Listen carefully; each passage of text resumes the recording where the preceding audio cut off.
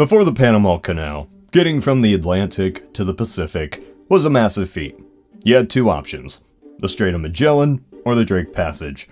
Either way, it was going to be a major detour, to say the least. Several attempts were made to significantly shorten the trip, and what seemed like an ideal location was the incredibly narrow Isthmus of Panama. While there was discussion about the prospect of a Panama Canal centuries prior to the canal's completion, no plans came to fruition. Instead, a railroad would bridge the oceans first. In 1846, the United States and New Granada, a long since defunct Central American state, agreed on a treaty giving the United States transportation rights in the region, allowing for the construction of the Panama Railway, a major undertaking that would allow a new way to transport goods across the continent, although it did only need to stretch around 48 miles to do so. While obviously beneficial, the railway still didn't allow ship transport, and a full canal would be the ideal next step. It wouldn't be the Americans to start this though.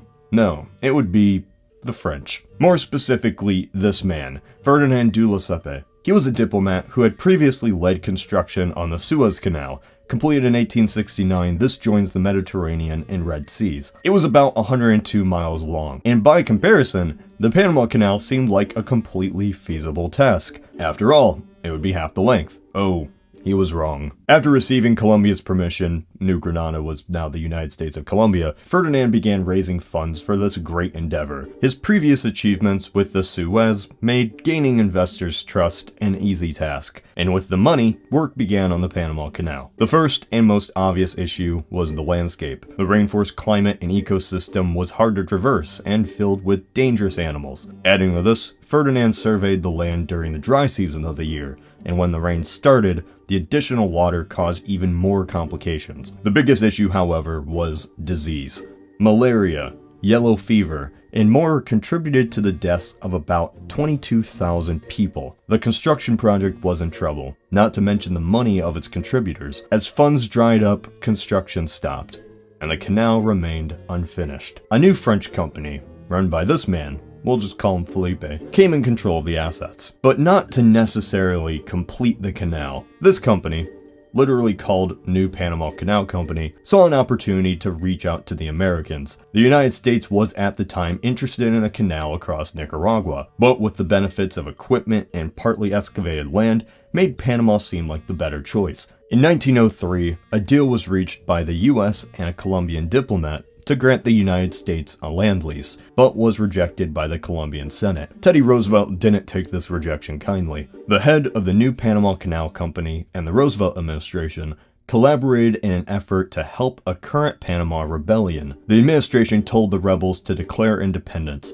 and after that the United States would protect them from the Colombian government's wrath. So on November 3rd, 1903, Panama rebels announced their independence from Colombia. While the Colombians made attempts to squash the rebels, American Navy ships were sent to interfere with Colombian transports. The American interference worked, and within 10 days, America recognized Panama as an independent country. On November 18th, 1903, the High Banal-Varilla Treaty was signed. This was between the US and the newly formed Panama, giving the US control of the planned canal zone in exchange for a yearly fee plus an initial payment of $10 million. Finally, in 1904, the United States began work on the Panama Canal, buying the assets from the New Panama Canal Company. 10 years later, the canal was completed. Not without great cost, of course. It cost the equivalent of around $9 billion US, adjusted for inflation, and about 5,600 additional lives were lost. The benefits were immediate, however, as ships could finally traverse the two large oceans without going around South America. The canal would become a distinct marker for the world's transportation and an asset of the United States. However, the distinct difference between the American-owned canal zone and Panama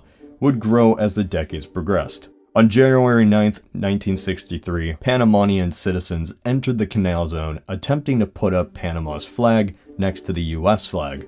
This resulted in Americans and Panamanians fighting in what escalated into a 3-day riot in the area, resulting in 4 US soldiers' deaths, along with 22 Panamanians. Soon after, Panama would break diplomatic ties with the US, and a new regime under Omar Torrijos took power after a coup, causing a change in the political tide. All this would culminate in 1977 when President Jimmy Carter signed the Torrijos-Carter Treaties. Under this, Panama would receive the canal and the land surrounding it after the year 1999. Of course, the immediate response was mixed by the American public. After all, the Panama Canal had resulted in thousands of American deaths, not to mention the massive monetary investment. On the opposing side, the move was seen as diffusing of tensions, a reduction to the American expansion decades prior. Today, the move is still decisive. Some applaud the move as selfless, others see it as foolish. I'm not here to give my thoughts on the matter, so don't even ask. The Panama Canal was, at the time, the jewel in America's crown. It represented the grand achievements the nation was capable of, along with the expansionist attitudes within the Western Hemisphere. In a way, it's the culmination of attitudes and achievements. For better or worse, I'll let you decide. This is Cody of Knowledge Hub.